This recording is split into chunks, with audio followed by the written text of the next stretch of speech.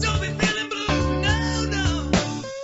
Shine your light all around, like I know you can do, baby. Yeah, I know you can do. Now some people call me. Welcome, my friends, to the Sage of Quay Radio Hour, your home for free and critical thinking, and I'm your host, Mike Williams. Tonight, my very special guest is Charlie Freak. The conversation with Charlie is wide-ranging as we discuss the importance of the metaphysical and spiritual components of discovering the truth. And so, without further ado, here's Charlie. Well, folks, we have a great show today, and my good friend Charlie Freak is going to join us. And as many of my audience knows, I have been saying for quite a while now on many shows that the whole truth movement focuses mostly on the physical aspects of our reality. That piece, although important, is not more important than the non-physical or the metaphysical or the spiritual aspect of our existence and what we are here to do and what we are here to learn. And so there's no better person to talk about this than Charlie. We're going to get into some very, very deep conversation, I'm sure. But before we do that, what I wanted to do is, because Charlie's first-time guest on my show, I've been on his show, is just to give us a little bit of some information regarding his journey in life. Charlie has, I think, a similar background as I do. We came from the corporate arena, and then we awakened, and we're doing the work we're doing today. So, Charlie, thank you so much for coming on the show, and if you can just tell us a little bit about how you got to do what you're doing today in your journey, that would be great. Hi, Mike.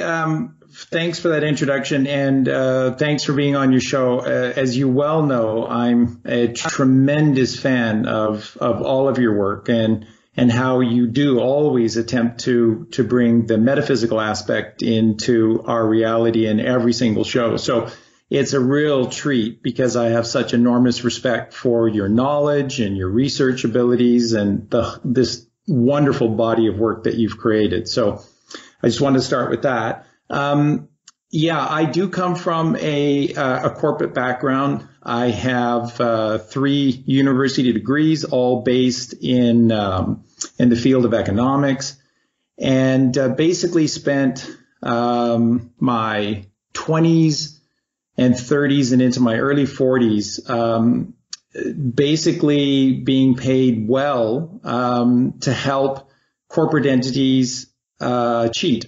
And that's essentially the corporate world. So while they're cheating on the playing field, using economies of scale and size to be able to eliminate competition and then price fix, so that they can maximize profits and hurts people, not helps people. My job behind the scenes is to then assure that they pay as little or no tax. And it sickened me for such a long time, and in fact involved elements of my own family as well. So it was just this process of getting to the point of going, I just cannot have this define my experience, and there's got to be something more to this. And it just led to reading, and it led to research, and it led to some videos, and then you come across people like yourself and Santos Bonacci and initially people like Jordan Maxwell and David Icke, and you come across some really great information. It takes you deeper and deeper to people like George Carey, and then you start to realize that there's this body of knowledge that doesn't make it to the 6 o'clock news or anywhere within the mainstream that is mind-blowing stuff. And the thing that Colleen and I have found on our journey, and I'm sure you feel the same way, the deeper you're able to go back in time in your research, the more authentic, consistent, and mind-blowing the information becomes. The more recent the information, it's almost like everything is just a theory. Everything is just sheer speculation, but hey, we don't have a better way of doing it, so let's just take it for gospel. Let's take it as gospel for now, and just trust me. Just, that's modern organized society, right? Just trust me. And so we were well past just trusting anyone. And so, yeah, it led us to do this. And so I started about, it's 8 years now. And like you, I have a deep connection to music. And I was really sickened by how all of these, what I call them, are Gnostic warriors, that a lot of these great musicians that were making this great music from the late 50s, really sort of starting with Buddy Holly, and coming through the 60s and in through the 70s, before the music industry just took a vice grip control of the music industry about 1982, 83. I think you know that all too well. And so during that glorious run from 58 to probably about 82, there were a number of these Gnostic warriors that found their way into the music industry. And because it is an industry, you have to kowtow to the whims and the demands of the industry. And so what these people did is they couched their songs just as the Beatles did. They couched their lyrics in deep esoteric meanings, deep esoteric truths, some holy, some not so holy, but they were, if people think that these albums that came about in the 60s and 70s as the album developed, if people think that these are just random collections of songs and they don't have any meaning beyond just, I need 7 or 10 songs and slap it out there to make some money so we can go on tour and make some more money, you're kidding yourselves. These are deep spiritual texts in many, many, many ways. Guys like Ian Anderson from Jethro Tull, holy cow. I mean, this stuff is as esoteric and as deep as any of the spiritual gurus that are coming from all of these ancient traditions, Hindu or Buddhist or Gnostic or Christian, whatever. There is just deeply encoded stuff. So I sat down and just said, what the hell is happening to modern music, popular music, pop music, rock and roll? And I basically, for the next 7 years, wrote 150 books on what I felt were the 150 most deeply esoteric and important albums in human history. And perhaps in the show notes, you can have a link to the list and people can take a look at that list and find out where they can purchase the books. And it was just so much fun in so many ways, because the more that I dug into all of these artists and you'll just be, I don't think you'll be overly surprised by who's on the list. And I think out of the 150, there's like 80 artists responsible for those 150 albums, which is not surprising because only a very small group of people really tapped into the deep esoteric. And just discovering and uncovering all of the stuff, and you just learning that even bands like Steely Dan that were really, Donald Walter just had these really diffused lyrics, and people were just totally up in the air, like, what could that possibly mean? They're all talking about God. They're all talking about the deep esoteric connection to the one, Atum. All is one is all is Atum. The oneness, which is God. And you just go through this all the way to people, you just be blown away by it, but all the way to people like Billy Joel eventually got to a point in his life where he was writing deeply esoteric songs, deeply connected spiritual albums. And so it's been a lot of fun. So I did that, spent 7 years, went to release the books, and nobody wanted to publish them because, I don't have any kind of reputation. So, what the heck? And plus what you're writing about is not necessarily the thing that the mainstream publishing agencies it's not popular. want to. So what we realized is that to be able to sell the books, we had to create an awareness. And so what we basically did is stopped the process of self-publishing, because it takes a bit of time to do the final edit and then publish in both physical and then ebook form. And we just sat down to create a YouTube channel to create some kind of an awareness that I have these books, that I have some knowledge, and that you might be interested in it. And so that's what we did. It's been about a year. We're, I think, right at about 1,000 subscribers now on YouTube, and it's growing like crazy because, you know, we've been connecting with people like yourself and Mark Devlin and Eric Dubay and Santos Bonacci.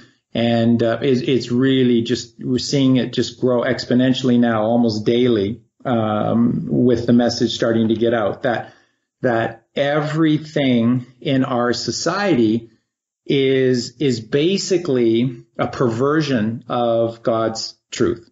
And that everything that organized society does, they don't invent anything themselves. All they're doing is they're taking God's truth, God's creation, and then they're just perverting it to their own ends. And so that's really what the books are about. That's what our YouTube channel, which is Freak Sense TV, that's what it and the podcasts that we do are about. The first one that we did, the first series and the very first podcast that we ever did was with you. And that was that 7-part series that started with you, ended with Marty Leeds. And that was Everything You Know Is a Lie. Now, would you like to hear some truth? And it's interesting because when we did that a year ago, started it, people were like, well, I kind of get where you're coming from. And I think a lot of stuff is a lie, but I don't know about everything is a lie and stuff. And now a year later, and you see all of these other people doing podcasts now. Basically, everyone is saying, yeah, it's all a freaking lie. It's all just a big lie. And that's really gratifying to see, because it's been evident for some time to Colleen and I that everything is just a big lie. And when you do your research, even into something as beautiful and what seemingly is as pure as the Beatles and the relationship of Lennon and McCartney, a genius songwriting duo, and you look into it and it's like, oh my God, talk about a lie and complicated. Wow. I thought it was simple and beautiful. Yeah, I said going back a couple of years ago, I was on a show with Ole Damagard, and it was then that I said anything worth knowing is a lie. I received the same type of feedback that you received. People would say, oh, come on, Mike, you know, there's truth out there. I said, yeah, there is truth out there. But what I'm telling you is the stuff that they're putting out there, mass consumption, mass media, that's a lie. And you're right. I think more and more people now are really beginning to see it, Charlie, because the world has become so cartoonish, and it's like we live in a comic book. Yeah. And so unless you are in total denial or completely detached, you're seeing this. Things do not make sense. Nothing makes sense. Everything is over the top. It's all of this bombastic National Enquirer stuff. And people are buying into this. The vast majority of people are still buying into it. But more and more people in that vast majority are starting to look at their TV sets a little cockeyed, you know, and they're saying, this isn't right. You know, this is not making any sense. So that's a good thing. So that's why I think more and more people are coming around to your work and to the work that I'm doing.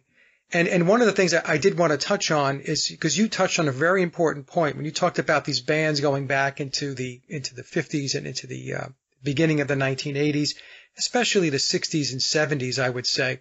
Many of these artists, they are schooled in the esoteric, in mysticism. This is how they're able to write about it. It's their understanding of the true reality that we operate in. And so their lyrics are layered.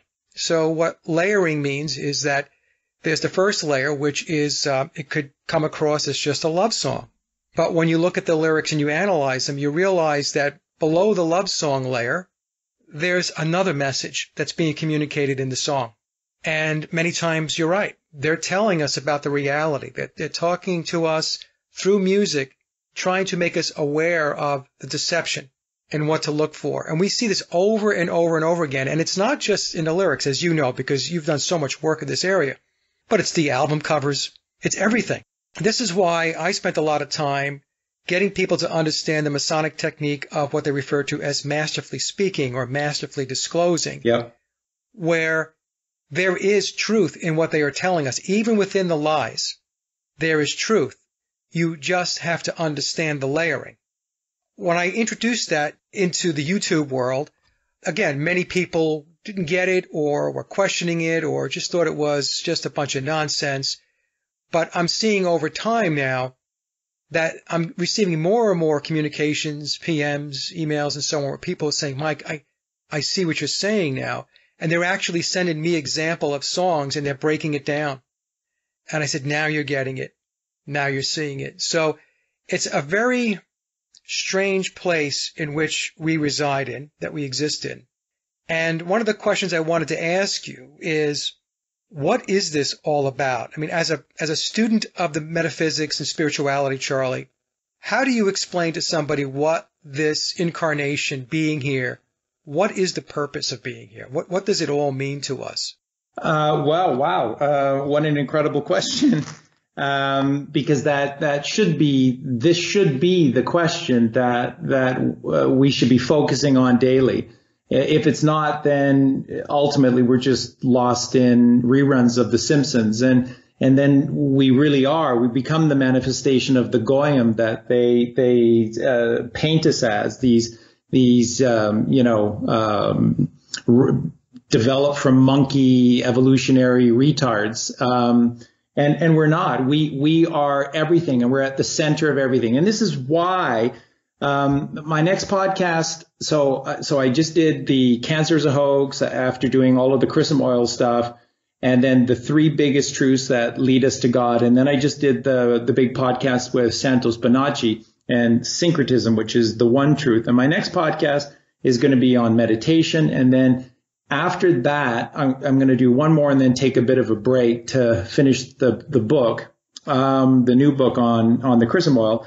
And that one is going to be on the absolute importance of flat Earth. And this all leads to flat Earth, but it doesn't end with flat Earth. Flat Earth isn't, people are saying that, flat Earth is the biggest truth of all truth. It is a massive truth, and it is maybe the biggest truth in the physical realm, but because of where it leads. And once you just open your eyes and get over this, and nobody ever can debate you on the actual commonsensical mechanics of the operation of the earth. They can't. They just end up slinging names and name calling and slinging mud and stuff because they're operating from just a complete mythical theory, and we're operating from just plain evidence. You just open your eyes and you observe, and physically or metaphysically, and you just see clearly that we are stationary at the center of all things. It's so obvious, especially if you get out of the house at nighttime and just look up at the sky. Remember, folks, everything first was written in the sky. That's where we need to start. So that's why astrotheology is so important for you to just slowly get into, read some books on. That's why Santos Bonacci is so important. His YouTube channel is called Mr. Astrotheology. He knows a ton. Jordan Maxwell knows a ton. Mike Williams knows a lot about astrotheology. And the reason it's so important is because that's where God wrote our story. And so people, even my own family, they ask me all the time, why is everything so freaking difficult? Like, you're telling me and you're decoding this story and Jonah and the whale and Noah's Ark, and you're just, and what you're saying, I get it. But why is it all deeply encoded like this? Why didn't God just write it down and go, yeah, this is the truth. Because if that ever occurred, we'd never, ever see that book. We would never, ever lay our fingers on such a creation. The reason that everything is written in the sky, and therefore everything is an allegory, is so that it cannot be robbed from us by the snake oil salesman who tricked Adam and Eve out of perpetual youth and health as vegans in the Garden of Eden to becoming victims of a world of lies by snake oil salesmen. You cannot miss this this direct allegorical representation in Genesis. The snake, the talking snake that approached Adam and Eve and was the causation of their fall from on high, is a snake oil salesman. And what do we know literally about families like the Rockefellers and the Rothschilds? Both of them literally made their start as some aspects, like Wild Bill Rockefeller, were actual snake oil salesmen. These are the talking snakes, and they operate out of the left hemisphere of the brain. And you need to understand, when you think about human physiology, the human body is two worlds. There's above Atlas, the 33rd vertebrae of the spine.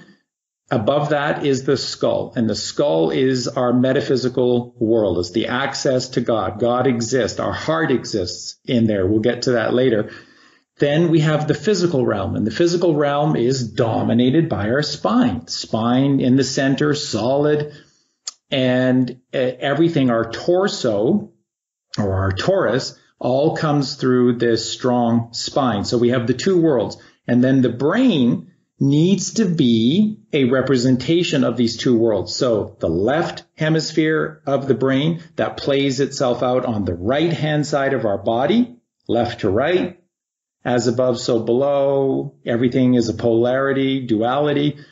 And then the right hemisphere of our brain is God consciousness, is only accessible via meditation, is where artists go to create. When you create your incredible music, Mike, that I love listening to. I love to hear you even just play your guitar. You're such a great guitar player. That's you doing your passion, and that's you, whether you realize it or not, entering into a meditative state, lowering those brain waves, getting out of beta, dropping down into alpha, theta, perhaps even delta, and you're actually meditating when you create these brilliant songs of yours and these albums and playing your music. And that is the right hemisphere of the brain that plays itself out through the left-hand side of your body. That's why so many people who are deeply creative people and artists are left-handed, because the right hemisphere is playing out through the left side of your physical body. So this is all encoded in the sky, in the night sky. And when we turn off our bullshit TVs and you just take your kids outside and you start looking around, there's endless amounts of things to discover in the night sky, because it's all written there. And basically all it is, the journey of the sun and the moon through the 12 principal constellations. And that occurs in 24 hours.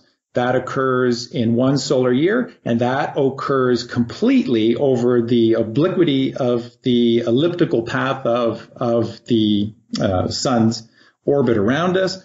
That happens over the great year, which is 26,000 years. So, boy, just in explaining that, that's pretty darn esoteric, isn't it? So that we see this relationship of the sun and the moon through the constellations in a solar day. We see it over a solar year, and then we see it over the great year, 26,000 years. That's freaking amazing. And how everything, the angle of the constellations in relation to the earth and the sun and the moon, all play in this storytelling that defines what the Bible is. And that's what the Bible is. And by the way, the Bible is essentially the exact same book as the Quran, as the Vedas or the Upanishads, or all of these ancient spiritual, or what I call soulful texts, are all telling the same story. Krishna, Christ. It's the same word.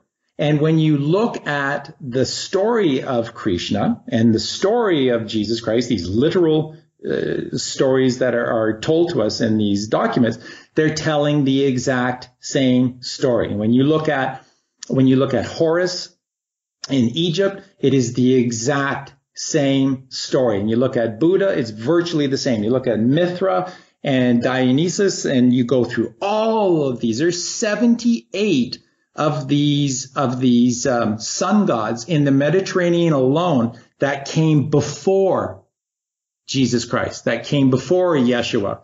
And they're all telling the same story. And why? Because there's only one story. And where does that one story exist? It exists in the night sky. So why did Jesus have to die on a cross? Well, because the end of the calendar year is in December. And the sun from the perspective of the northern hemisphere descends, and then for 3 days perceptually stops descending, stops moving for 3 days upon the Southern Cross. So if we just had waited 2 more months and that was into Taurus, then Jesus would have been a bullfighter who got run over by a bull, and we'd all be wearing pendants around our necks with a mangled Jesus around the horns of a ravaging bull or something like that. It's just all symbology based on our cosmology, our physiology of the sky. And then it gets really, really freaking amazing because it's encoded on the Earth itself. So if you just look at a satellite photograph of the Holy Land, which is why there's constant war in the Holy Land. They don't want anybody going there. They don't want anybody seeing what I'm about to share with you, that the Sea of Galilee in the north is shaped like a human skull, and the Jordan River is precisely the human spine, and that the Dead Sea down below is shaped almost identically to the human sacrum. It is human physiology from the crown of the skull to the base of our sacrum. Now, what do we know within us exists from the base of our sacrum to the crown of our skull?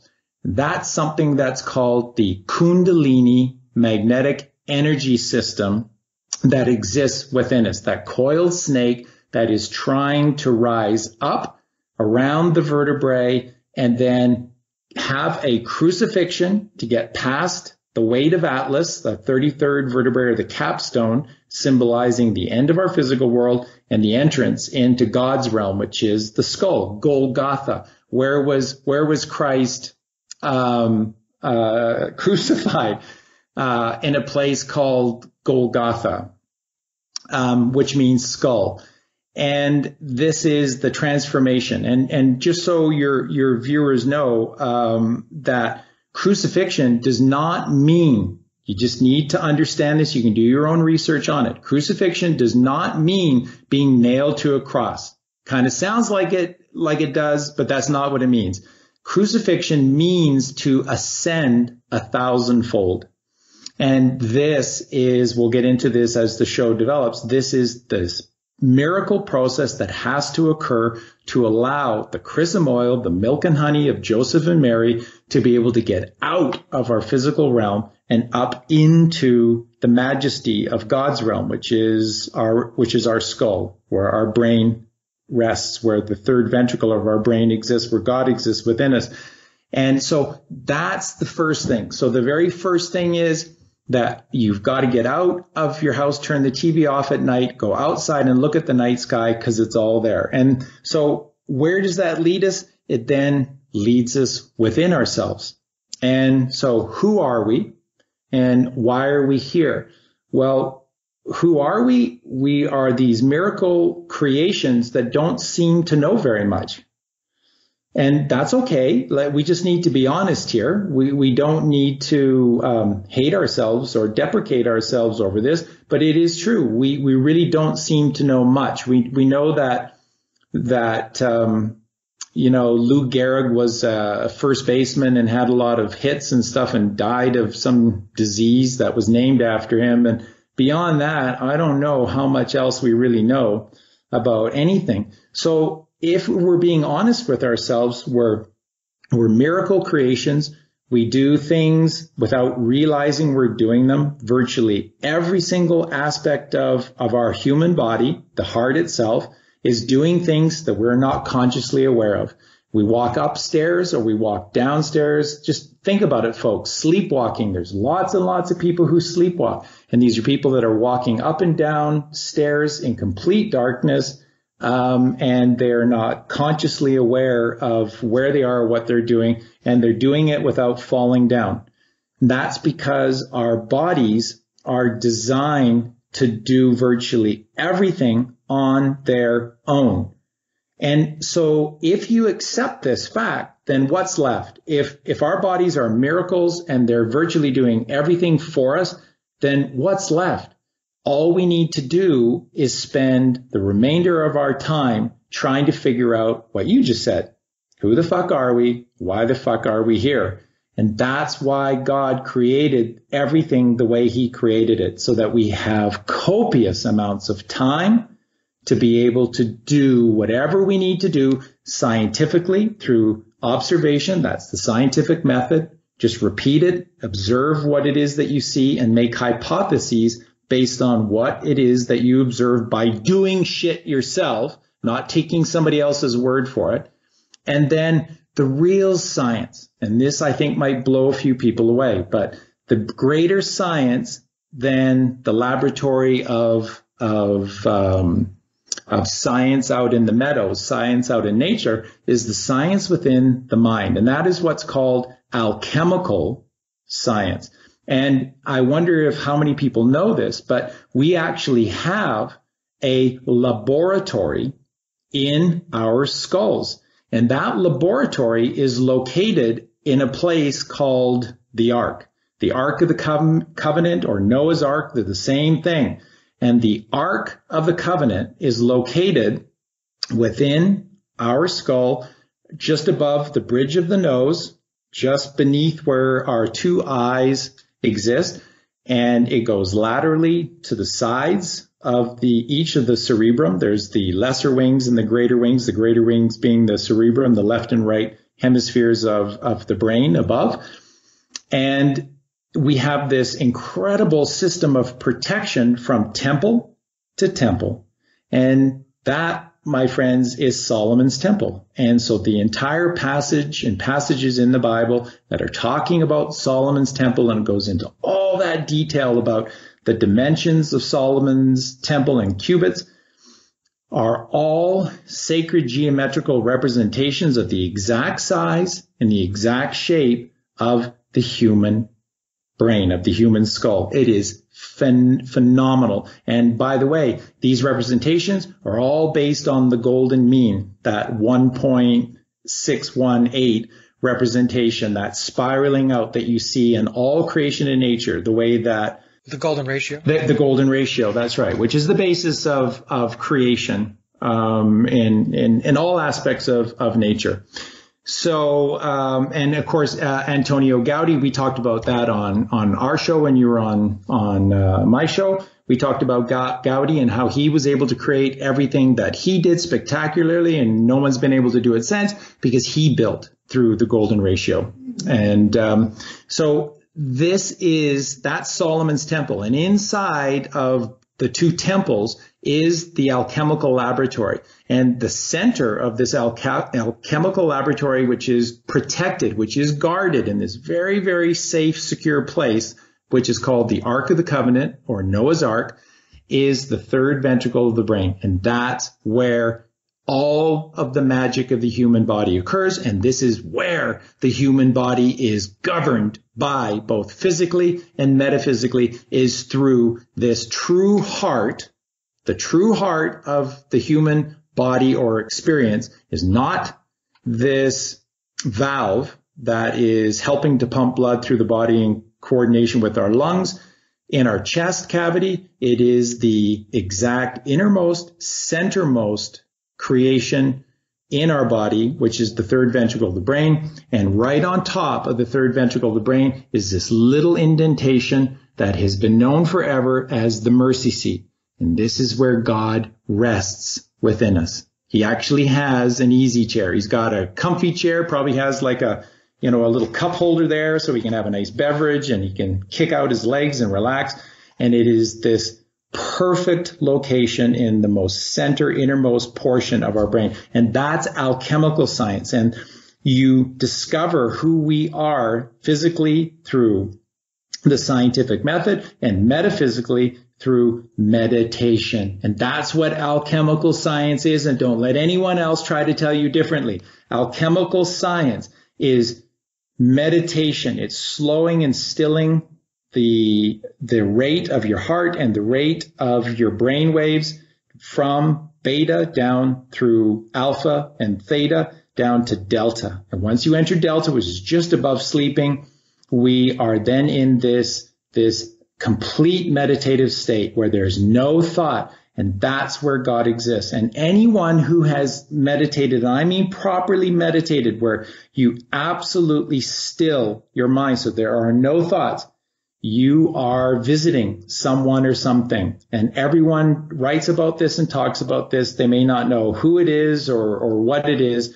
but suddenly thoughts and images are brought to you when you're in that state. And that is God. And that is alchemical science. And that's the laboratory of Solomon's temple located in the center of the human skull. And you won't hear this on the 6 o'clock news. And yet that's the only thing the 6 o'clock news should be sharing with us. You know, the mind-body-spirit connection, Charlie, is of the utmost importance. It's really what it's all about at the end of the day.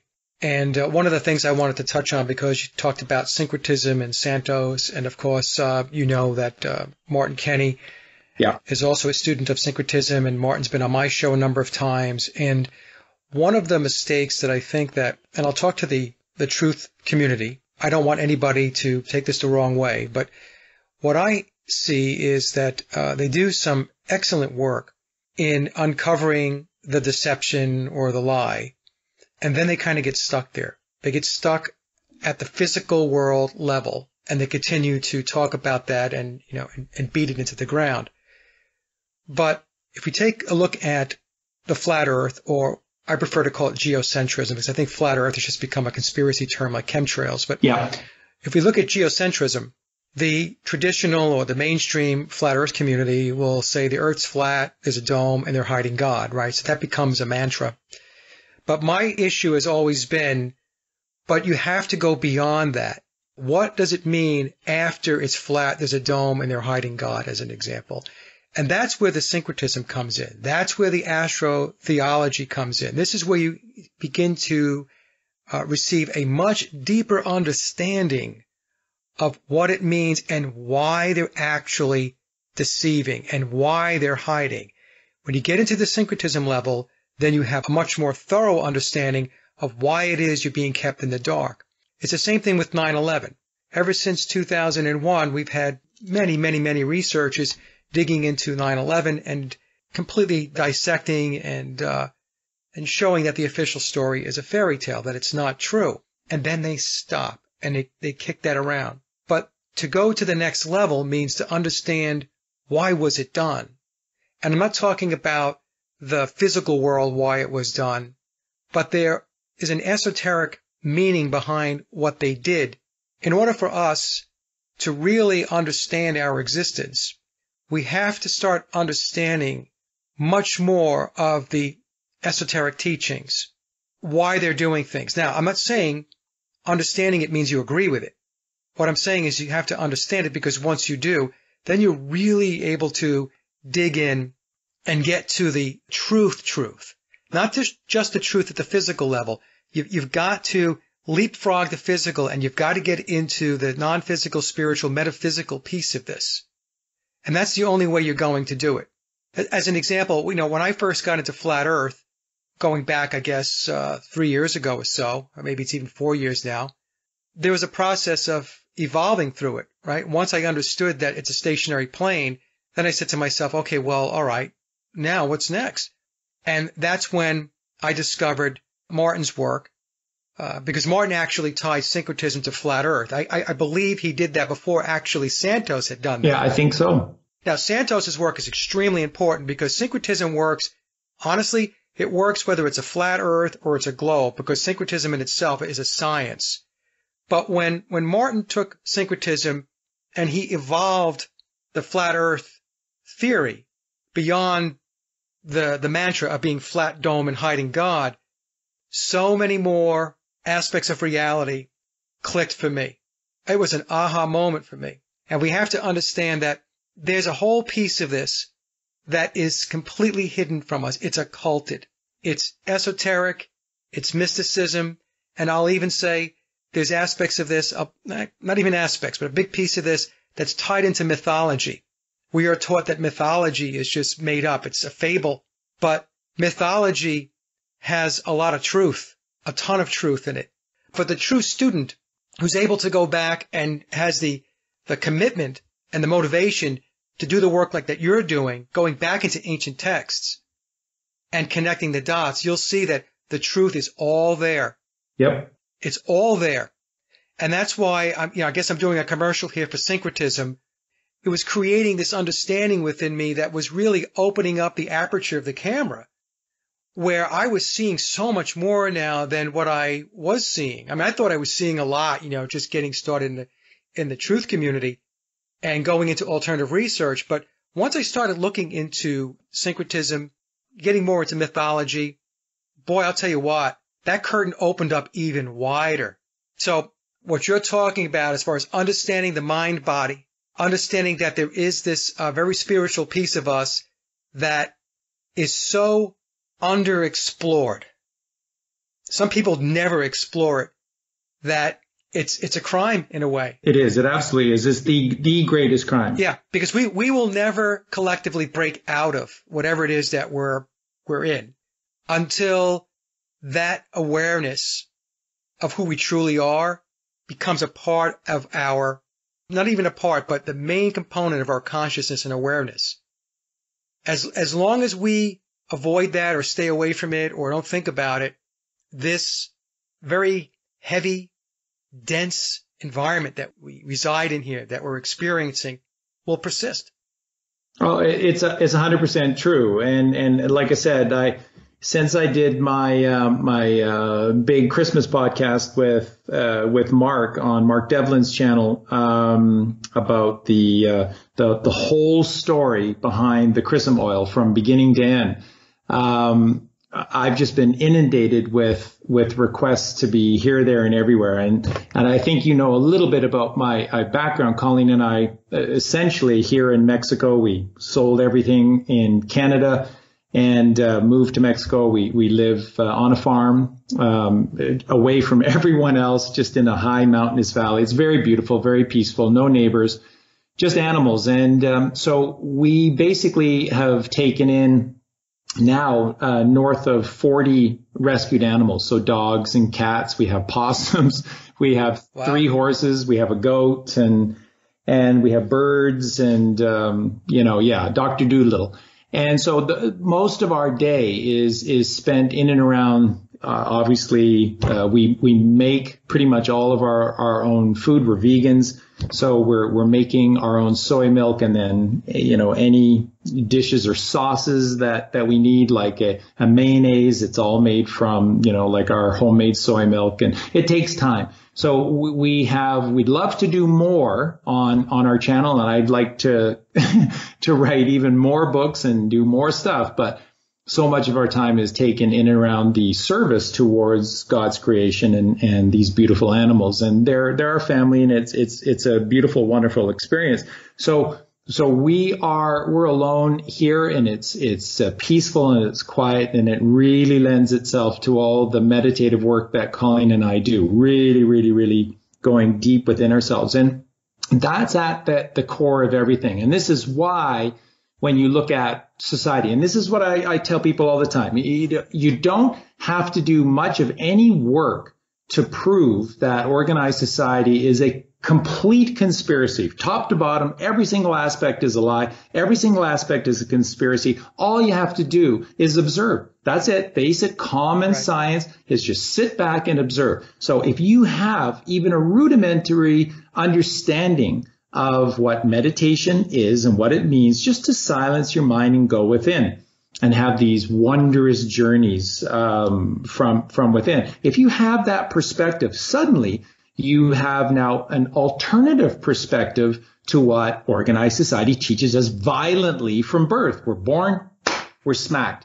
Why? Well, because they'll give you a scientific reason for it, but it's just to force us out of the right hemisphere of the brain, which is creativity, which is love, which is homeostasis, which is balance, harmony, peace, which is God, into the left hemisphere of the brain. which is beta brainwaves, 26 hertz, just cycling out of control. Your life is chaos because your brain is functioning with these chaotic brainwaves, just 26 hertz.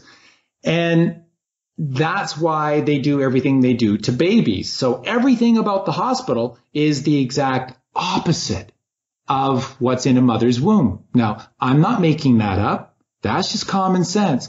What's one of the very first things that they do to babies when a baby is taken from the sacred birth canal and out into the physical world? They clamp off immediately. They're clamping off the umbilical cord. And then as quickly as possible, when the placenta shows itself, they're severing the umbilical cord from the placenta. Now, why the fuck would we be doing that? Ask yourself, my friends, just commonsensically take a deep breath and just think about that for a sec. Do you think that maybe there's a reason why we have an umbilical cord and that it's connected to this blood-filled placenta of the mother? Maybe. Do you know, my good friends out there, listen, just do you know that what is taught to doctors in universities and colleges is determined by pharmaceutical companies? That because education is a money-making business, universities exist to make money. That's why when Obama ran for president, what was it? 8 of his four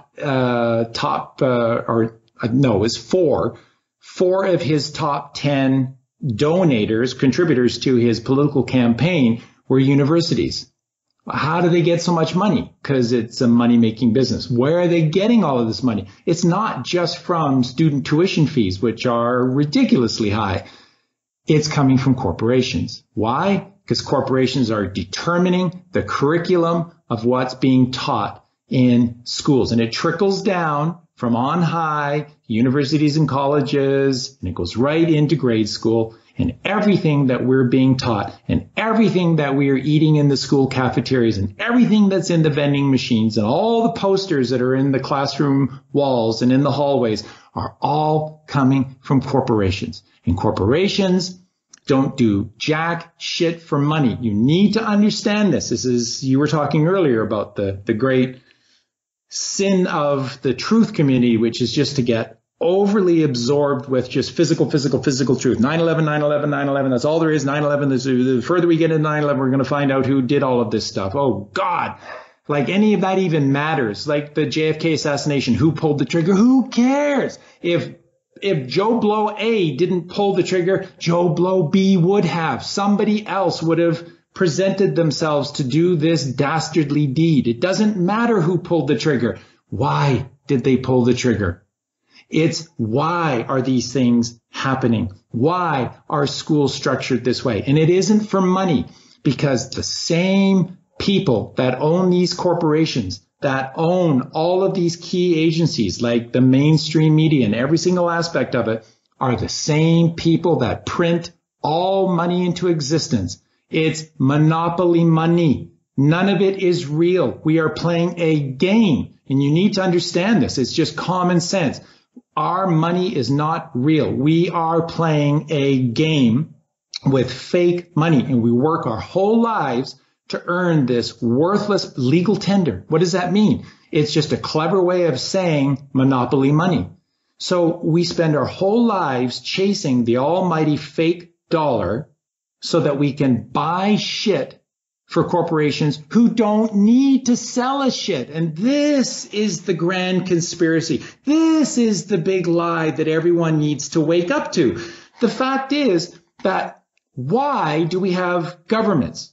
To make laws and to rule over us? No, to distract us into thinking that we need someone to rule over us and to make laws for us and to guide us or control us. They don't need the money. Corporations don't need to make Coca-Cola. They make Coca-Cola not for the money. They make it to poison us, to take our beautiful miracle bodies and turn them away from alkalinity, which is homeostasis, which is balance and harmony, and put them into acidic states, hyperacidity. That podcast that I just did that's had such a huge response on cancer is a hoax.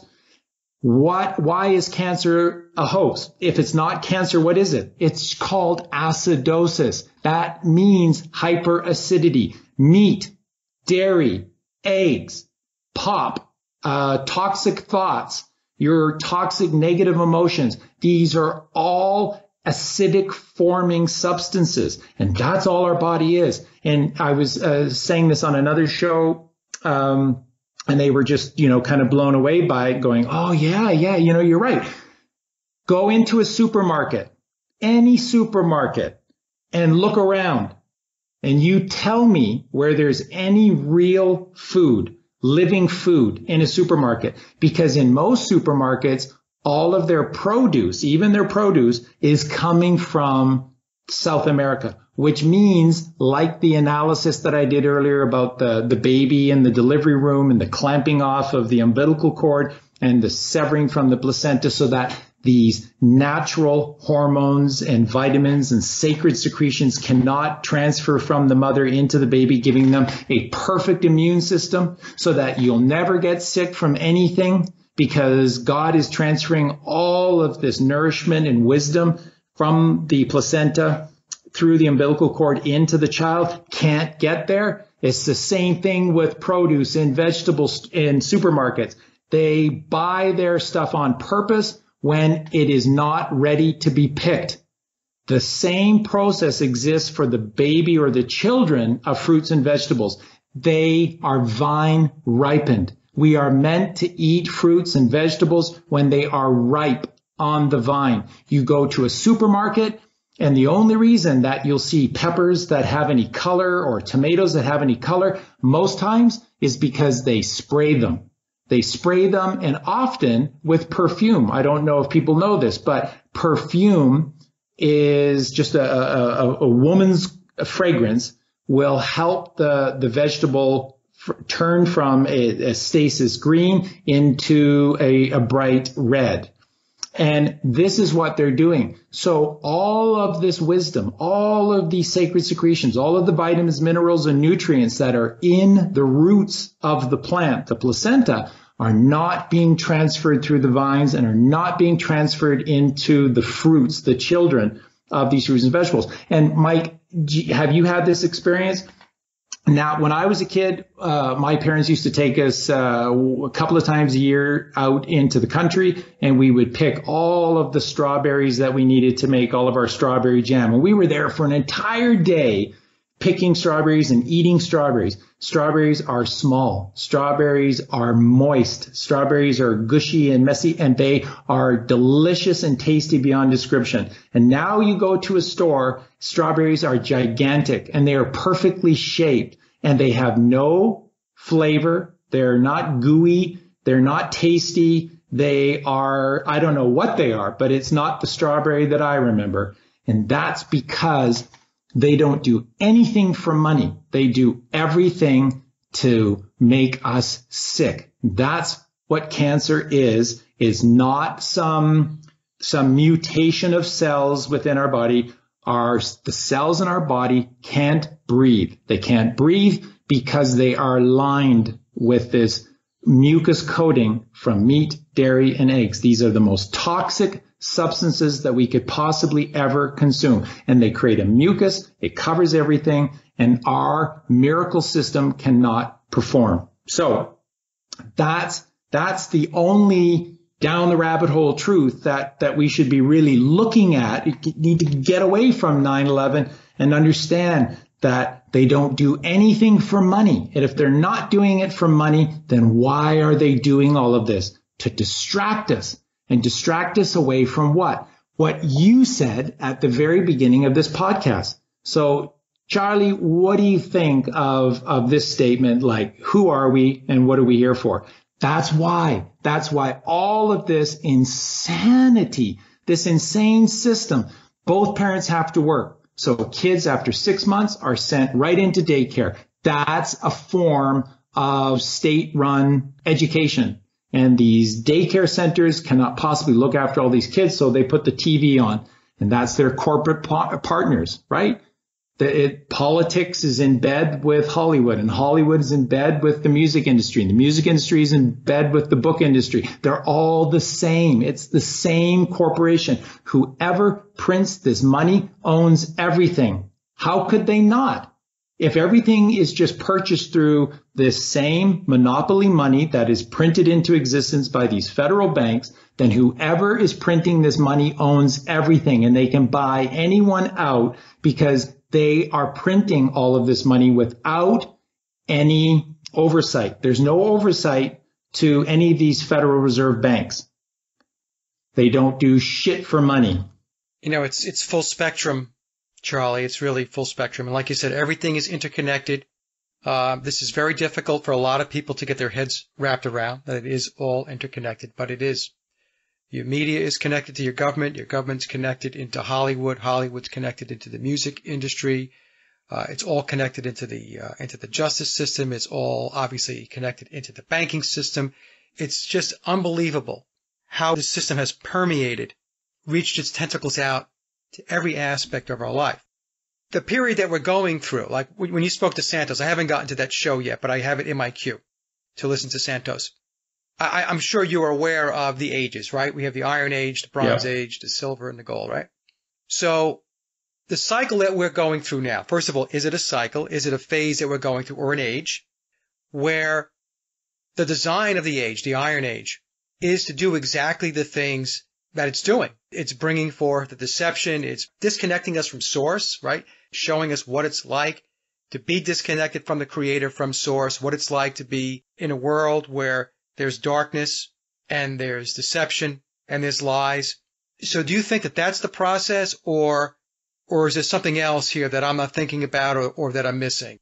No, you're exactly right. I mean, everything in God's creation is based on cycles, and it all emanates from the one. So maybe just a quick explanation of syncretism before we dig into this will probably help people a lot. Syncretism simply means that there is one story. It's God's story, and God exists within all of us. So our story is unique unto ourselves, but it's all part of this greater mosaic, this eternal fabric of all things, which is God's story. So syncretism is the one, and everything reduces down to one. When you start to look in how we function, or how everything exists, you always get down to the number one, The number one is God. And I'm going to be doing a podcast in about a month probably, and that's going to be just on the numerology of 1 through 12. That's it, just 1 through 12, and it'll blow people away,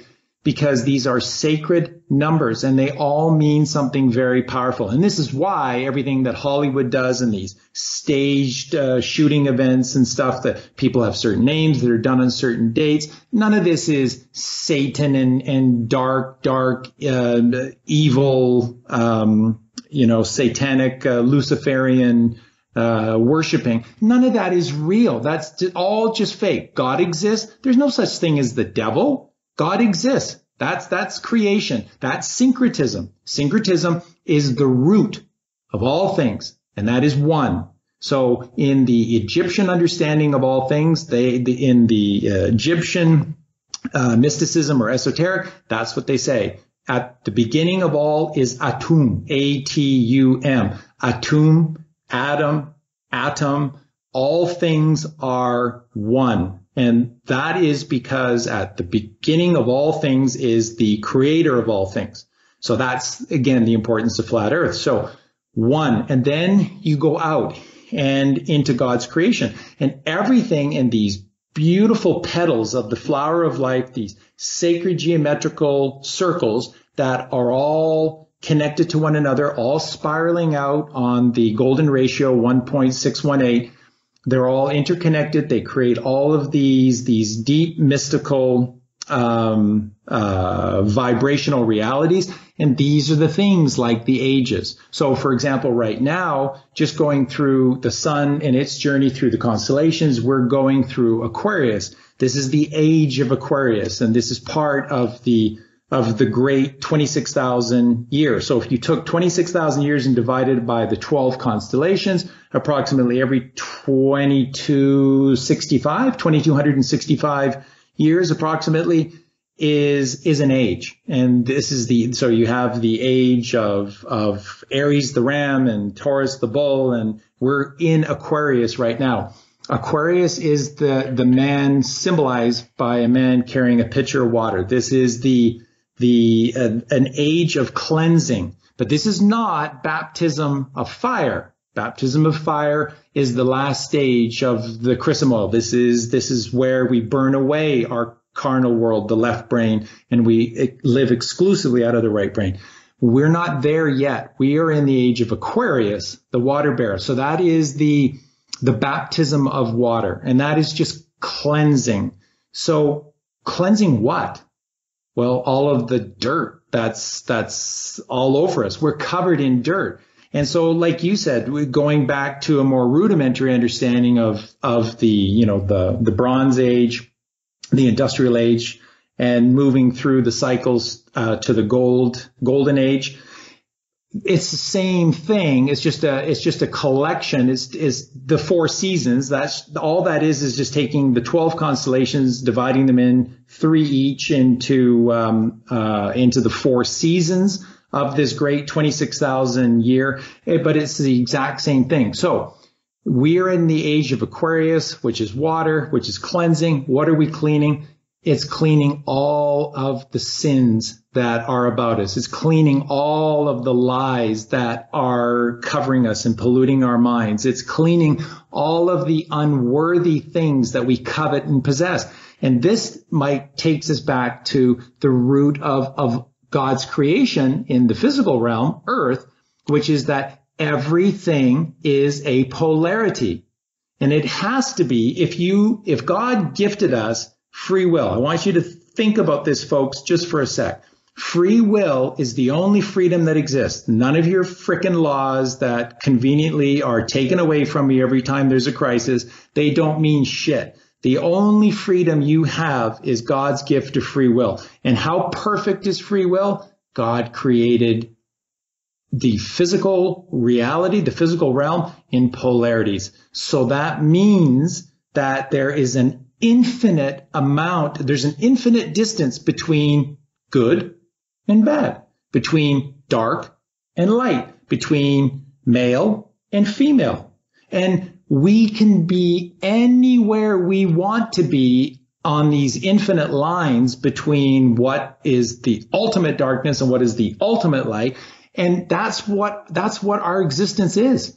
That's why our bodies do everything on their own without us having to even think about it, so that we are left with nothing else to do but exercise our free will. And we are gifted this infinite backdrop, an infinite backdrop of this reality where we can choose to be anything we want to be in every single moment. So if I'm mad right now, in 1 second, which doesn't exist, that's just a bullshit representation. All there is God's eternal moment.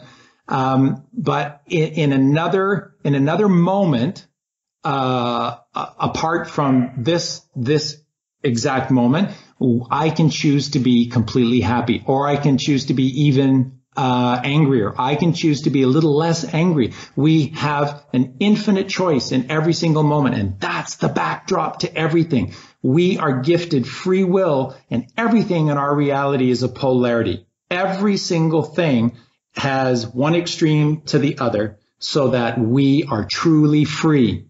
And what have we done? What have we done? We've given up our freedom to live wherever we want to live, to wear what we want to wear nothing, or to do this, to raise our kids ourselves, or to put them into public. You have no choice. Everywhere around you within the fabric of organized society, you have no choice. You have laws and rules. How do laws and rules function against the reality that I just shared with you of free will?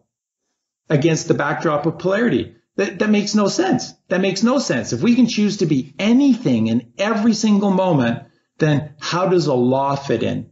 And of course, it doesn't. And if you go back into these ancient texts that you and I were talking pre-show about, going back to the Gnostics and pre-Gnostics, the Essenes, they talked about the same thing that the Hindus through the ancient Sanskrit writings were talking about, and that is the simplicity of life coming down to just basically two things, satyagraha and ahimsa. Satyagraha is the purpose to life, which is to seek the truth. That's why we exist. That's all we do. What are we going to do today, Pinky? Well, we're going to get up and we're going to seek for the truth. And we're going to do that every single day of our lives. And we'll do it however we wish, physically, metaphysically, through meditation. That's what we do. The second one is ahimsa. And what ahimsa means is cause no violence in any way, physically, non-physically, doesn't matter, no violence to any sentient being. And what else do you need, folks? Now, I want you to think about that for a sec. We don't require any other laws than satyagraha and ahimsa. If every single person just lived by the principle of ahimsa, cause you could do whatever you want. It doesn't matter what you do. Just don't cause violence to anyone else in any form. And then go ahead and do whatever you want to do. Now, isn't that a good framework for society? Isn't that a good basis for our reality? Absolutely. Absolutely, Charlie. Now, let me ask this question. So an argument could be made that free will in the physical world is relative. In other words, that you have pure free will at a soul or spiritual level, but once you incarnate into the physical world, free will in its purest sense doesn't exist. So an example could be that I have free will and I understand that paying taxes means that I'm not free. It means I'm in servitude, right? So my free will says I'm not going to pay taxes because I want to be free, and I also want to be unencumbered. In other words, no consequences for deciding not to pay taxes. So you invoke your free will and you say, well, I'm not going to pay my taxes.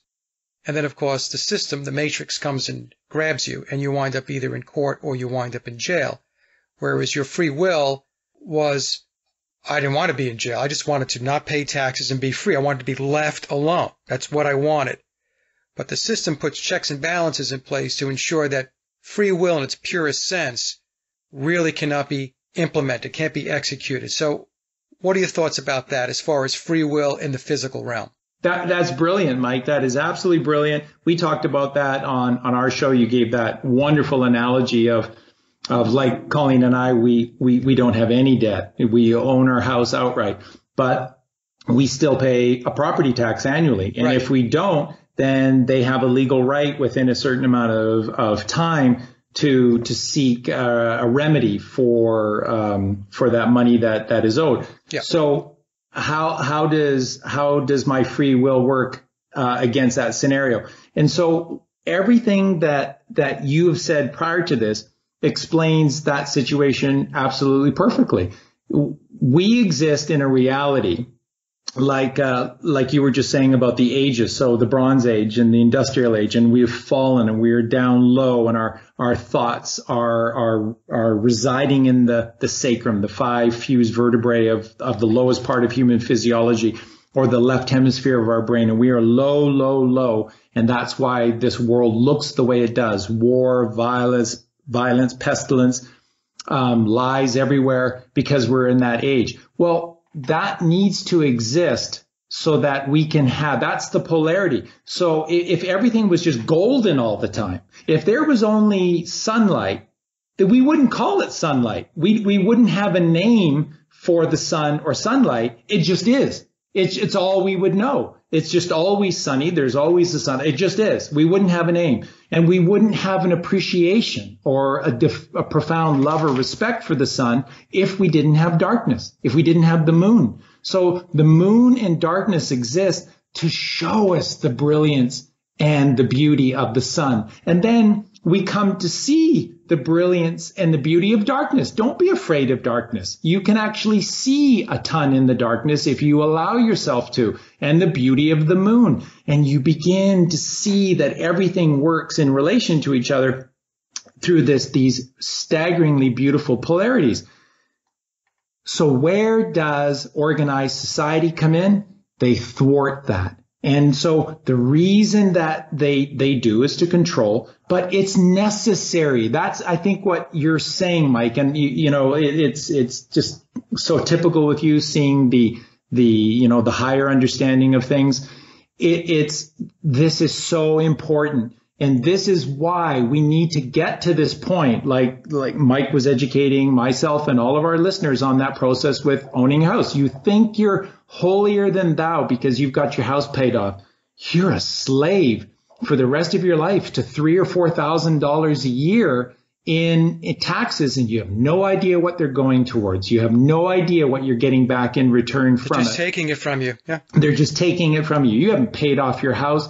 It is another commodity that they own and that they are extracting from you, and they will in every single form. You rent your land. Everybody needs to understand that you're renting your land because property taxes are a perpetual lien against your property. Exactly. So the reason that that's important, that should exist, is because if it didn't exist, we wouldn't get angry. If it didn't exist, we wouldn't get off our asses and stop watching the goddamn Simpsons and the 6 o'clock news and start doing something about this. And this is the great thing about the truth movement and the alternative media, is that it has got people up off their butts. The problem is that because there's no guidance towards the higher truth, which is our metaphysical, is that all we're doing is running around being angry with each other, creating these memes that show how stupid other people are, when ultimately we're still just as stupid because we're not doing anything about it. So what can I say about the example that you just gave? Stop participating in that system. Oh, Charlie, that sounds so easy to do. You moved, you sold everything, you moved, and you're away from everyone in Mexico, and you still pay property taxes. That's right. It's our only form of connection, and it's very, very inexpensive here, but it doesn't matter. It still means that we're renting this land. It's very cheap rent, but we're ultimately still just renting this land because I have that debt that I have to pay. So at what point do we not go, this is fucking intolerable and something has to be done? And that's what it's about, folks. That's what it's about. And remember, the answer to everything is volume. That's how they rule. There are just a few people that are behind all of this. Believe me, the committee of 300 families, whatever you choose to or not to believe, it comes down to a tiny, tiny, tiny group of people. They rule through the Wizard of Oz, this illusion through a little man hiding behind a curtain, speaking in a big, monstrous voice that the police are everywhere, that the military are everywhere, that Uncle Sam is everywhere, that the IRS are everywhere, that you are being watched everywhere and at all times. That's the illusion. You're not. All of the police, they're us. All of the military, they're us. All of the people who work at the IRS, they're us. If we take back our lives, community by community, subdivision by subdivision, home by home, then we will win, because they simply do not have the numbers to do anything about this. So that's why the bringing down of these towers in a very sick and twisted way on September 11th is necessary, is important, because these things have to occur so that we can appreciate the sun, so that we can appreciate love, so that we can appreciate true beauty, so that we can truly appreciate wisdom, so that we can truly understand and appreciate God. If there wasn't the evil in this world, left to ourselves, we may become just completely complacent and lazy and not do anything. The one thing that Colleen and I have learned through all of this reading and all of these ancient texts,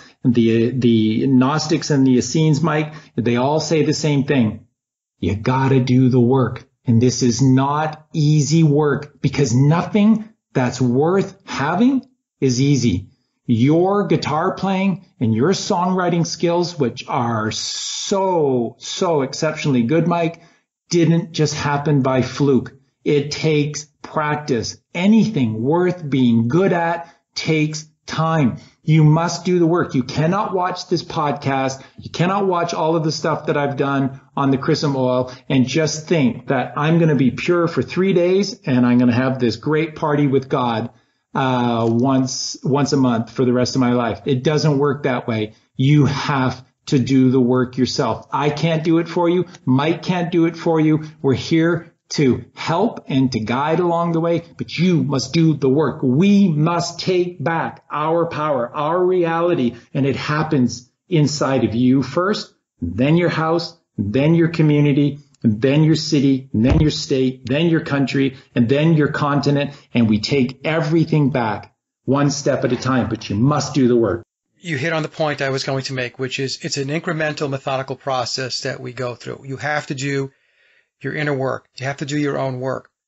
And so there are things that you can do because we have to survive in this matrix. We're in it. We have to operate in it to a certain degree. It becomes a question of how invested are you in it? So as an example, I have disconnected from so many aspects of it, Charlie. A very simple one would be stop watching the television set, right? But there's many other things that I've done just to pull away from it. And by doing that, what happens is your reality changes. Your priorities change. Your life is more enriched. It's more fulfilled. You're focused on more important things. You're able to dedicate time to those areas that can help you spiritually, metaphysically, will even help you in the physical world as far as what you manifest and what you create. So that's a big piece of it. So it's not like the light switch is on and the light switch is off. It's a process that you've got to go through and you incrementally build upon. It's like building blocks to get you from point A to point B. And so you're right on the money as far as having to do the hard work and having to have the discipline to invest in yourself, invest in your inner knowledge. It's what Martin Kenney calls your inner standing, not your understanding, because understanding means you're standing under. That's right. Right? It's your inner standing. And that's what you have to focus on. And what you will find is, I have found personally, is my life has changed dramatically from the days when I was on the hamster wheel of the matrix working in the corporate world to where it is today. I don't make nearly as much money as I used to make back then. Not nearly as much, but you want to know something, Charlie? I'm a hell of a lot happier. You know? Absolutely so. Colleen and I, in our reality here, we have very, very, very little money, but we don't worry about it. Somehow it all works. And basically Yep. we just know we have to follow this calling that we're part of. We're part of a process. We have a strong understanding of where it's coming from, what we're being asked to do, and we do it with the utmost passion and joy every single day. And we don't get caught up. If somehow every month there's always enough, and in between point A to point B, it's just this, it's service to self through meditation, and it's service to all of God's creation by sharing in abundance. And it's a beautiful reality. And the thing I wanted to just share is that you don't have to sell.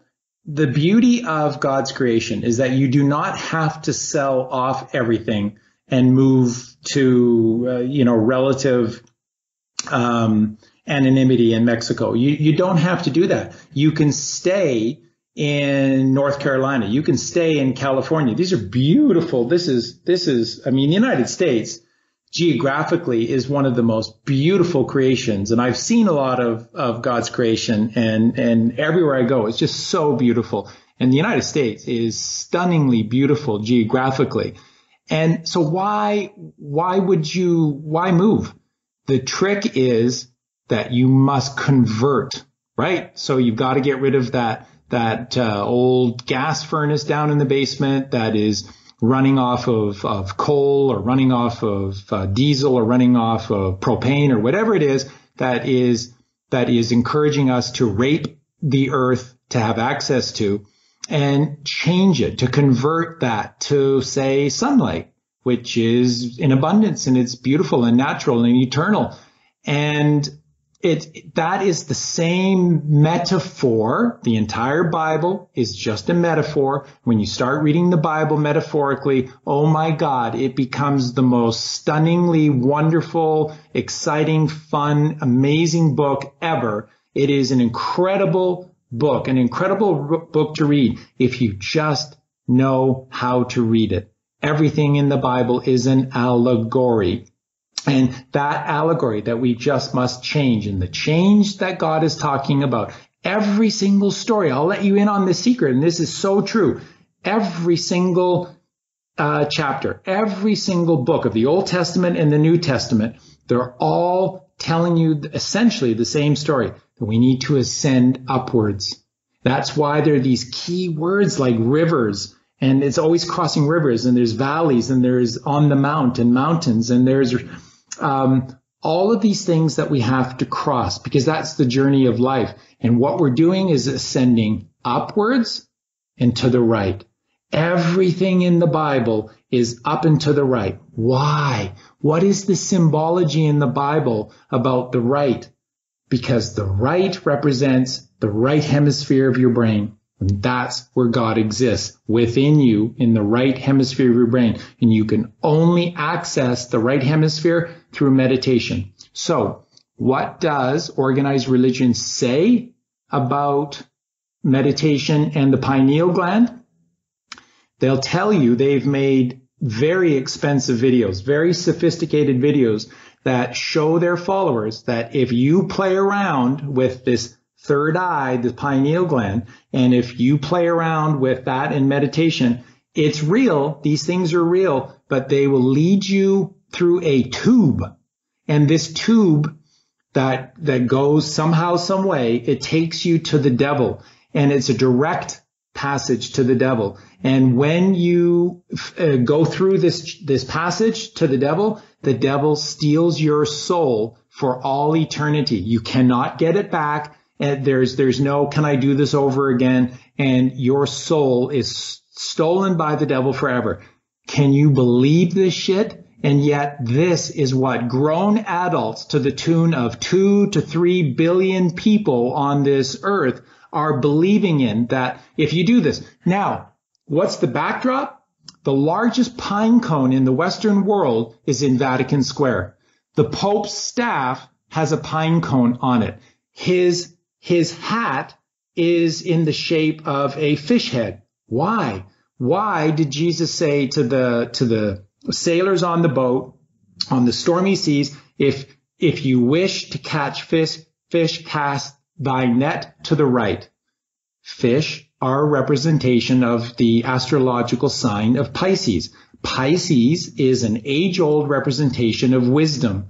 Jesus is saying to those on the rocky seas, right, on a boat, on the water, in a storm, that's the left hemisphere of the brain. Those people who are stuck in the left hemisphere of their brain, cast your net to the right to catch wisdom. You must go to the right.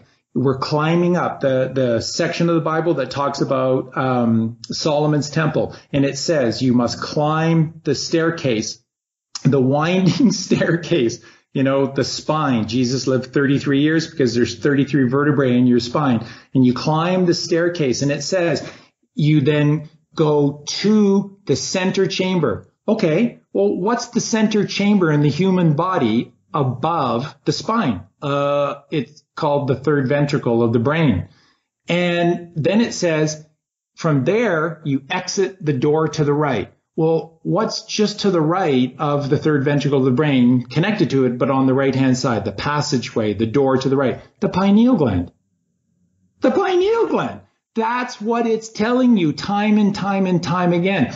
Jonah and the whale. Jonah is on a rocky, stormy sea his whole life. He's a disbeliever, does not believe in God. He's on a rocky sea. He falls off the boat and lands in a whale. Now, if you're taking this literally, like a literalist Christian somehow unbelievably does, you'd be dead. Jonah would be dead within 10, 15 seconds because in the stomach of a whale is nothing but methane gas, and you'd be dead in seconds from that. But he lives for 3 days, 3 days, three Trinity, the Holy Father, the Sacred Feminine Mother, and the Sun God, the Son of this creation, of this union, for 3 days. And where is he in the whale for 3 days? In the exact center, in this deprivation chamber. That's what the pyramids were. It's a reference for the pyramids. That's why when you look at the Great Pyramid, inside, in the very center of the Great Pyramid, is the central chamber. And up and to the right is the king's chamber. Down and to the left is the queen's chamber. Up and to the right, pineal gland. Down and to the left, pituitary gland. Pineal gland, Joseph, electrical, male, the honey. The pituitary gland, magnetic, negative, female, Mary. This is all the symbology, and the whole purpose of the pyramids was to go within, to absolute deprivation, silence, and meditate. Jonah goes into a whale for 3 days, and he's in the exact center pit of this whale, in the exact center, which is representation of your third ventricle of your brain, and he meditates for 3 days. What happens when he comes out of the whale? He is a believer in God, and he spends the rest of his life teaching the wisdoms of God after meditating inside of a whale for 3 days. Oh my God, everything is a story, an allegorical story about human physiology from the base of the sacrum to the crown of the skull.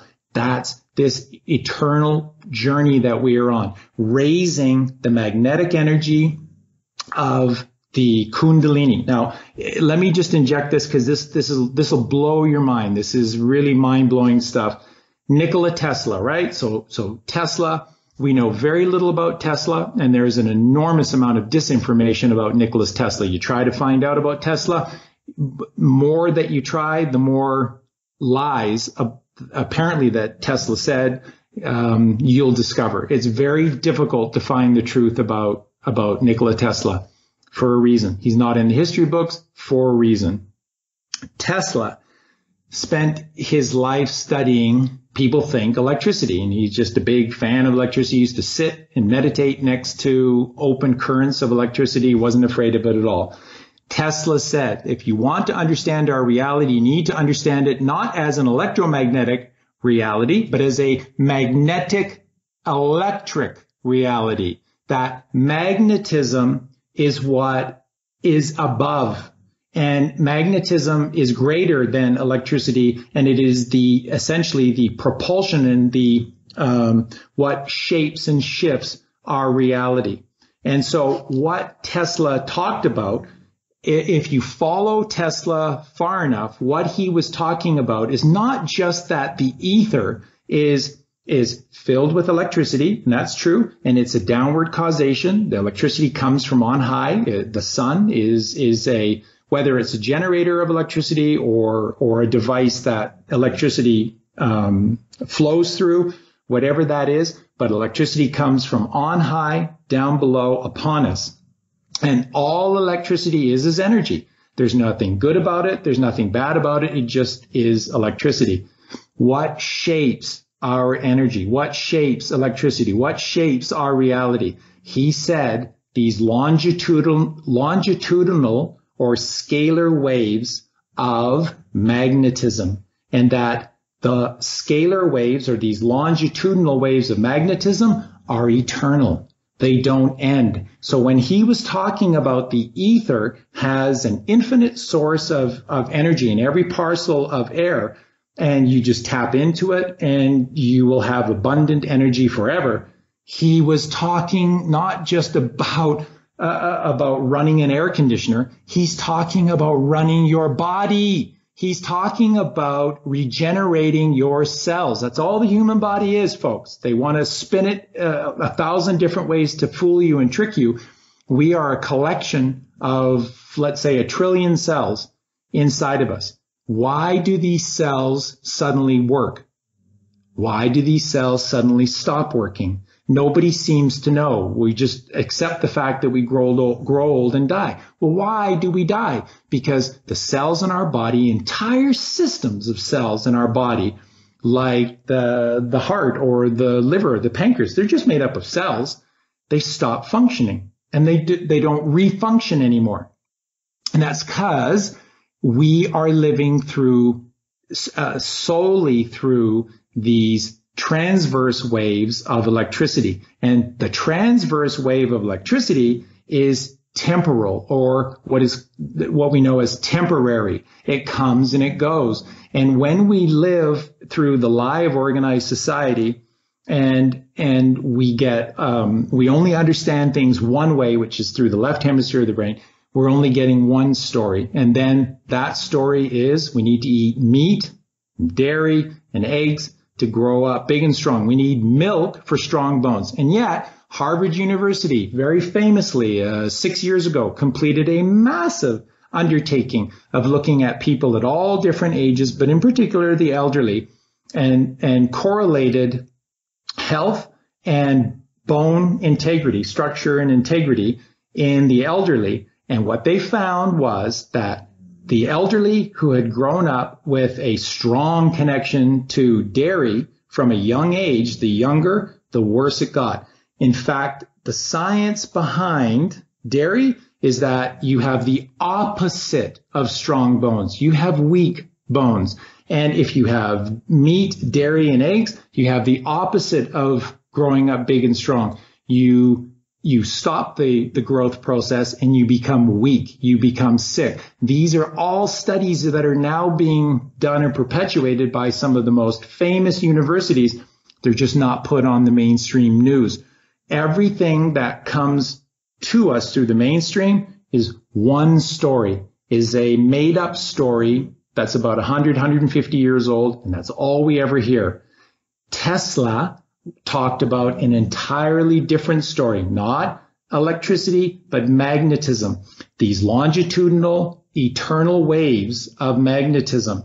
And that Tesla said, if the scalar waves of magnetism can keep the system that is the Earth, he said the Earth is not a planet. He said that the Earth is best to be considered as a system of interrelated entities.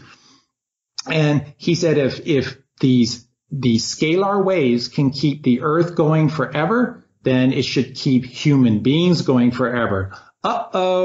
Tesla, out of the history books completely. Don't talk about him, and now just subterfuge all of his work with lies so people don't get to the heart of the matter. So we live in a magnetic electrical reality, not an electromagnetic reality.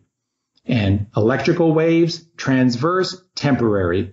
Magnetic pulses, longitudinal waves, eternal. And we can have eternal life. But again, this is at the very core of syncretism and the truth, not told in the mainstream media. That's our reality. They have essentially erased Nikola Tesla from the history books and from the consciousness, and they replaced him with Albert Einstein. I don't hold Albert Einstein in high esteem. As far as I'm concerned, he is just a cog in the wheel of the matrix and the controllers. He's somebody that's put out there to perpetuate the science lie that we're trying to deconstruct, and so that we can get down to the truth, get down to real science and what this existence is really all about. But I have a question for you. When things like flat Earth and veganism are introduced into the consciousness, do you think it's organic, or do you think that there is this is part of a strategic plan by those who are, I'll call them the controllers, to push out something that is going to lead to some level or increase the level of enlightenment?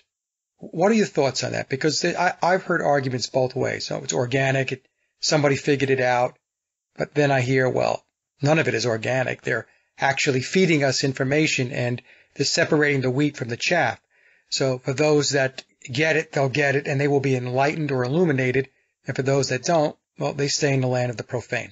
Yeah, at the core of this, what's necessary is perspective. It's always, always perspective. That's the great gift of our reality being a polarity, dark and light, and male and female, and positive and negative. It get up and down. It just gives us a perspective. Now we can understand things because we understand the holistic aspect to things. Nothing in society that they teach us, nothing, and I mean nothing, is holistic understanding. There, like you said earlier, there are bits and pieces of truth, but always just bits and pieces because they can be twisted. It's just when you separate the truth, like you said, the wheat and the chaff, and you've just got these little cogs in a wheel, they can be fit here, there, anywhere, and you can remake the wheel and make it just into some distorted looking horrific thing, but it's still the components of the original wheel. It's just that you cut them into different components and you put them back in a different order. And that analogy, I think, is a good one for our reality. The truth is all that exists. This synchronicity, like you were saying earlier, that, we shouldn't dismiss legend and lore and the ancient mysticism because it's based largely on the truth. It's based totally on the truth because all that exists is God's truth. There's nothing else. All that exists is the one truth, that God is the one, He created all things, and that from that there's a ton of other truth, but it all relates back to that singular truth, that we are the children, the eternal children of the eternal Creator in bliss. And it wasn't until snake oil salesmen came and took these vegans who were meditating and who understood the earth was flat in the Garden of Eden, east to the right, Eden, east to the right, took them away from the right and took them to Las Vegas in the deserts of the West, right? Why is Las Vegas located in the western desert because it's the West, the representation of the carnal world, our left brain, the lower three chakras of our existence, the 5 fused vertebrae of our physical senses instead of the 6 and 7 senses, intuition in our solar plexus and our true telepathy and enlightenment in our pineal gland in the third ventricle of the brain. So that's what this is all about, taking us constantly away from this singular notion that is the truth. And all these ancient tales, these wives' tales, and this ancient mysticism, it can only be based on one thing, which is the truth. And so perspective in terms of what you're saying comes from this fact. Why is this suddenly coming out? Because it's always been out. Like, this is the beautiful thing about talking to you and to talking to Santos and talking to so many of the people that I met on this journey. You guys all get it, that until about 100, 150 years ago, the advent of modern technology in the area of information, everyone believed that the earth was flat, stationary, at the center of all things, that the ether was our environment, and that God was the creator. This is the thing. If you turn on your TV now, they're going to try and tell you through all of these bullshit stories that, no. Maybe some elements kind of still thought that, but no. For thousands of years, everybody has known that the earth is round and it's just, fluke of evolution and stuff. Bullshit. This is a recent creation, and they're spinning the truth they're spinning lies away from the truth because they own what's called the measuring stick. We think something is true because it's in a newspaper. We think something is true because Walter Cronkite said it. We think something is true because it's in a magazine. Holy fuck. Who do you think owns Walter Cronkite, the magazine, the radio, or, the record album now? Everything is owned by corporations. And like we just said, whoever prints the money owns all the corporations. So a tiny group is controlling what we believe. And the truth is, 100 years ago, you start going back at finding books, which you can find if you search the Ethernet, truth in plain sight. How the fuck are we able to talk, you and I, me in Mexico, you in North Carolina, in real time? How are we able to do this in real time? I don't know what I'm going to say next. You don't know what you're going to say next. And in real time, traveling at millions of miles an hour are these thoughts that are just completely not formulated yet inside of either of us. And yet in real time, we're having this conversation. They can't explain it. You know why? Because if they did explain it, they would end up having to tell us the truth, which is they just tap into the ether. Why does your computer use an Ethernet cable? Because it's the ether. You're plugging into the ether. The ether is all that exists around us, and it's where all the information exists. And that's how you get instantaneous transformation of information, is through these Ethernet cables. And the truth is, you go back into the 1800s, people were writing lots of books that the earth was flat, that vegan diet is the way to be, and we're suddenly introducing more meat and dairy, and it's very bad for us. But that's not in magazines. That's not in universities. And universities are so controlled, as we talked about, by corporate money, but also by peer review. Peer review simply means that you can't get something published unless your peers approve it. Yeah, it's consensus. Consensus. By whom? Right? By your controllers. by your controllers. Exactly. So I'm going to write a newspaper on that meat, dairy, and eggs are bad. It's not going to get funded. Well, we have plenty of examples where people tried to do that, and they got shown the door, right? They were out of career. Big time. And again, no better examples than Tesla and Antonio Gaudi. We discussed in our show. Two people whom modern society should be based around, Nikola Tesla and Antonio Gaudi. And people are going like, who the fuck are these guys? So what I'm saying, Mike, is that why? Because why is it coming out? Why is suddenly now flat earth and the vegan diet and more about meditation? Because 100 years ago, we all knew it. We all knew this. What they're telling you that has existed for thousands of years hasn't. They're lying to you. What do we know about the Middle Ages, about this reality where people were living on feudal manners and stuff? We have no idea if that's true or not. People lived freely on the land. No. Well, I mean, we don't even know if that history existed, right? Exactly. They're manufactured 1,000 years, and it's really crazy, Charlie. It really is. I saw an article the other day, and I actually posted it on my Facebook page because it actually was an objective article from The Guardian that had to do with geocentrism and the flat earth. But the title of the article said, flat earth is defying 2,500 years of science. And I thought to myself, 2,500 years? I mean, it's only been about 500 years that they decided that we had a heliocentric model. Where'd they get the other 2,000 years from?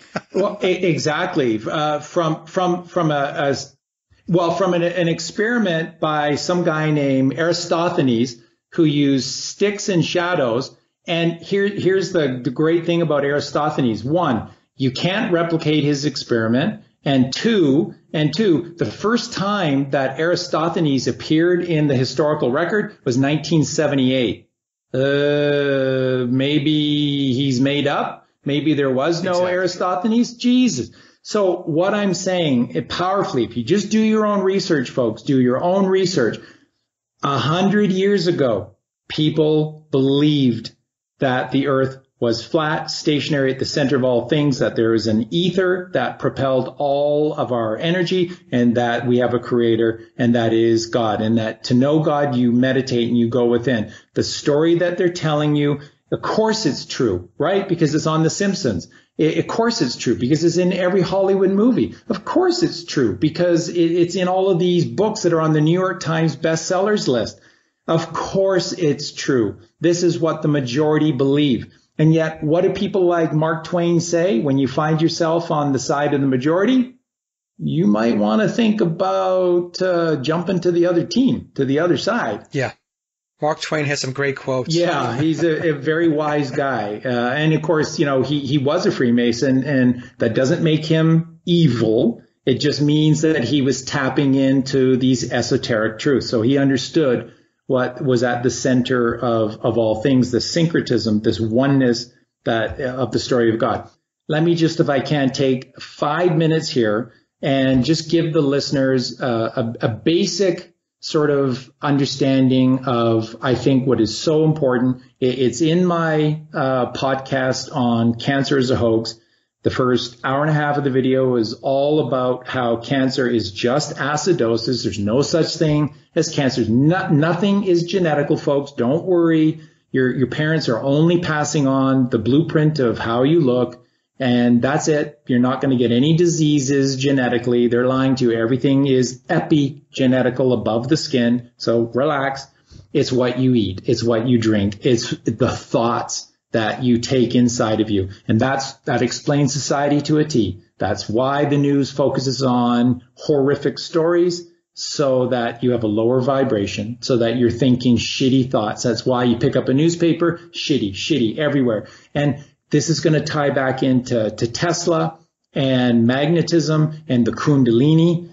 The Kundalini is what gifts us eternal life. When we meditate, when we still our minds, when we allow the Kundalini magnetic energy within us, which are the two serpents that coil around the spine and they rise up the spine and they go past the capstone of the spine, which is Atlas, the 33rd vertebrae, Atlas, the strongest bone in the body, Atlas holding the weight of the world, which is God's mansion, our skull, holding the weight of the world on his shoulders.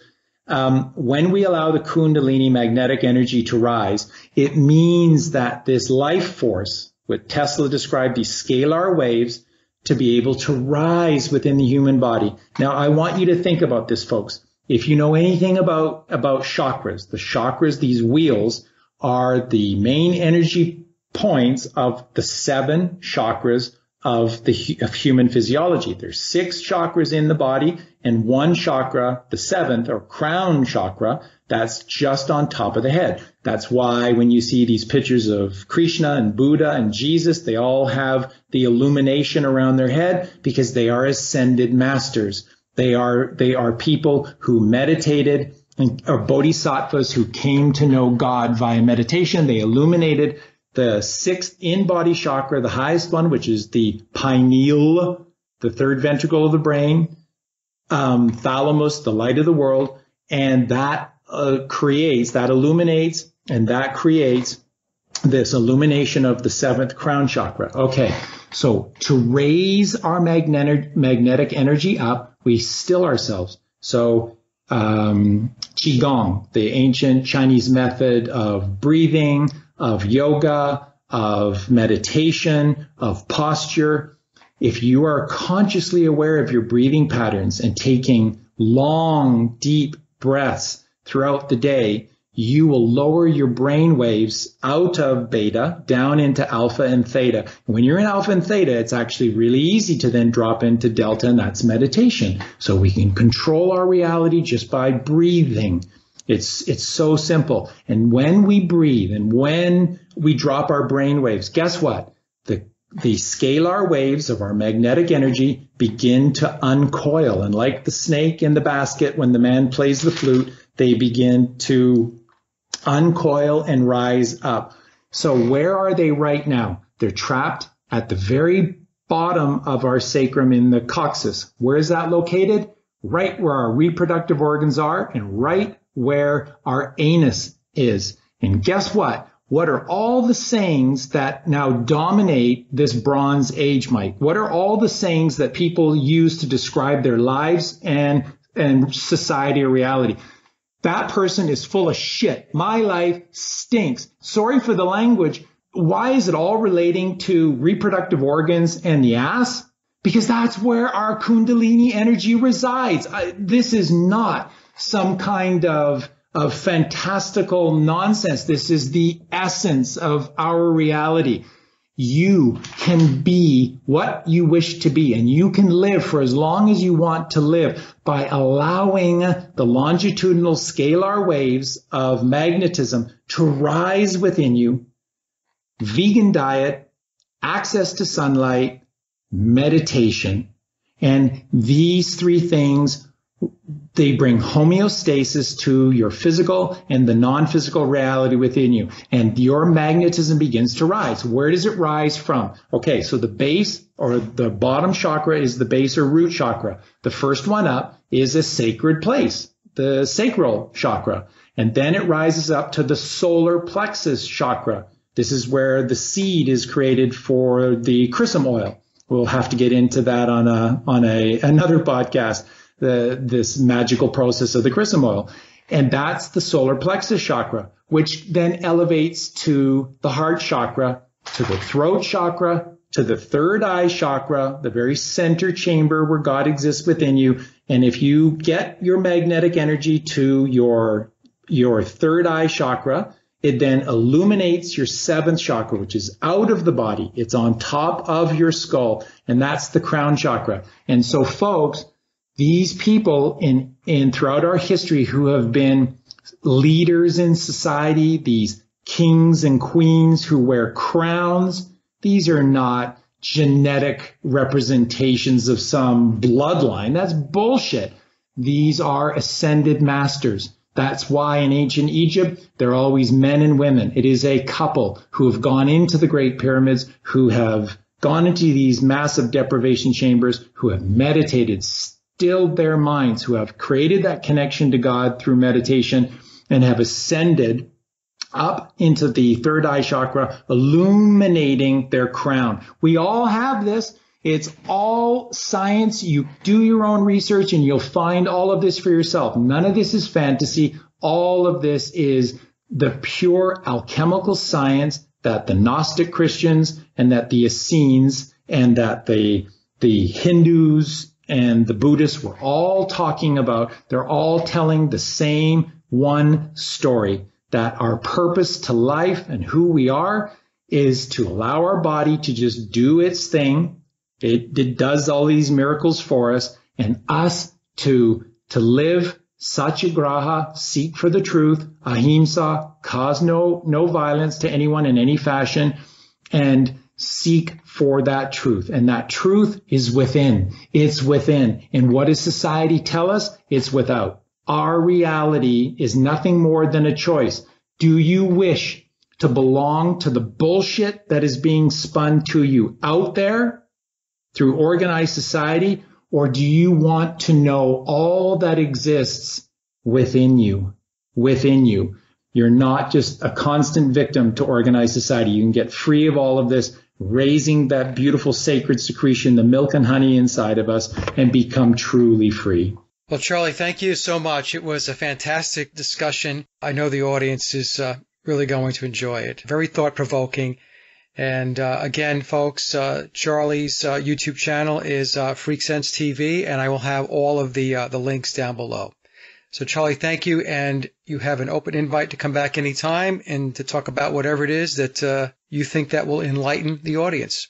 Thank you so much, Mike. And again, I just want to take the time to say thank you for the body of work that you have created, Mike. It has been an inspiration to Colleen and I, and I'm sure to millions of others. You're one of the great ones in this world, and that's what we need. We need more enlightened masters like yourself. Thank you, Charlie.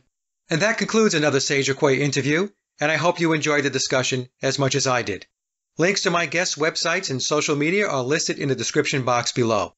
And as always, I would like to thank everyone for listening and visiting the blog. You can find all my social media and web links by visiting my hub website at sageofquay.com.